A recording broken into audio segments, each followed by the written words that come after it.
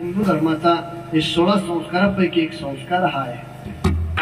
हा संस्कार जो जीव आपल्यातून जातो का, आता 2 मिनिटं फक्त लक्षपूर्वक आहे का, जो जीव आपल्यातून जातो का, तो जीव तोपर्यंत आपल्यामध्ये कुटुंबतो, जोपर्यंत आपण त्याला अंता दाखवत नाही तोपर्यंत. इतरत्र आपण देवाला जर पाणी घालायचं म्हटलं तर कसं घालतो आपण, असं पाणी घालतो. पण पिंडाला जर पाणी घालायचं म्हटलं तर कसं घालतो, अंगठा दाखवतो आपण त्याला. आजपासून तुमचा आमचा संबंध राहिला नाही तेव्हा जीव परलोकामध्ये यात्रेला प्रारंभ करतो.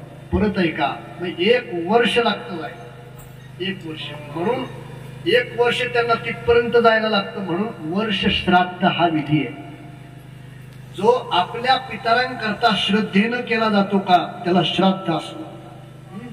त्या दिवशी सुद्धा पिंडदानाचा आहे. याला कराची स्वर्ग कैलास वैकुंठात जायचं असेल आणि पुण्यात्मक शाखा जर त्यांना कमी असेल, मग अन्नदान ज्ञानदान असे कार्यक्रम करून त्या पुण्याचं दान त्यांना करायचं असतं त्यांच्याकरता.